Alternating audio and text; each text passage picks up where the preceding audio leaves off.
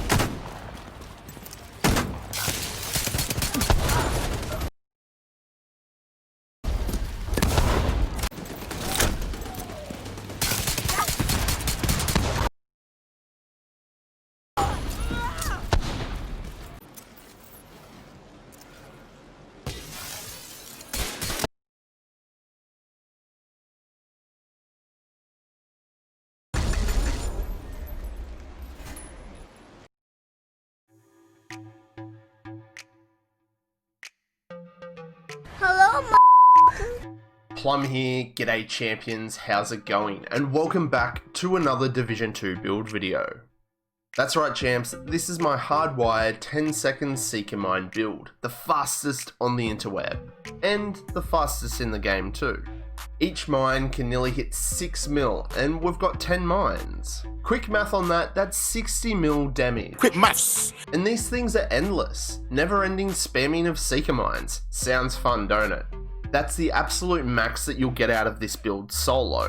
But we all saw the effects of team build synergy in my world record tick of death video with the Pestilence. So just imagine how much higher these numbers could go. But the way this build works, most of the time each Seekers will hit somewhere in that 4 to 5 mil mark, which are still very big numbers. A big downside to this build, when running it, I did notice that NPCs now dodge mines pretty easy. And also some mines just want to blow up without hitting anything at all, so just be aware of that. I'm not going to spend the whole video ranting about how you must make this build because it's a new meta build, because it's not. It's not new, it's been in the game since Hardwire gear set was dropped, which was back in TU5 or something. This is just the type of build that I've never bothered with because it wasn't my kind of build. But I've been getting heaps of requests asking about PVE skill builds, so here's this one. Now, full disclosure, I'm not great at this build. I only made it over the weekend and I'm still getting the hang of the playstyle. I've been running and gunning for so long now, I forgot how to use skill builds, to be honest. But this type of build in the hand of a true skill build player would be insane. So, let's check it out. 6 skill tiers, 4-piece hardwired, 1 China light, and the exotic holster waveform. This build's so easy to make, I actually crafted all my hardwired gear. We're opting to use the demolitionist so we get 10% explosive damage. You could opt for technician here for skill damage, but demolitionist I feel stacks nicely with the China light. I'm using the capacitor for a couple of reasons. The first reason is that damage to armor roll. Damage to armor affects skill damage, provided your targets have armor. Damage to targets out of cover does not affect your skill damage. Shooting your enemies with this gun builds up stacks, which in turn at max stacks can give you 60% skill damage increase. We also get 7.5% weapon damage per skill tier, so we're getting an additional 45% weapon damage all the time when we use this gun. My second gun is the Test Subject AR, which has perfectly in sync. And when we activate both parts of this talent, our buffs are doubled.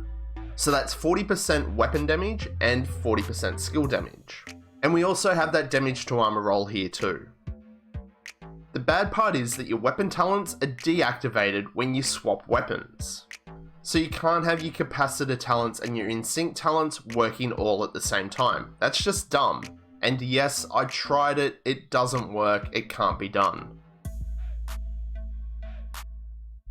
The pistol is the Card 45, and to be honest, this is probably the main gun of the build, and you'll fire this gun most of the time. We want damage to armor on this, and we've got in sync. It's only normal in sync, but it's a 30% buff and we have this active all the time. I do have the TDI, but we don't need that skill tier, and the damage to armor for the attribute is what you really want. So yeah, just the normal card for me, but any pistol here will work as long as it's got damage to armor and in sync.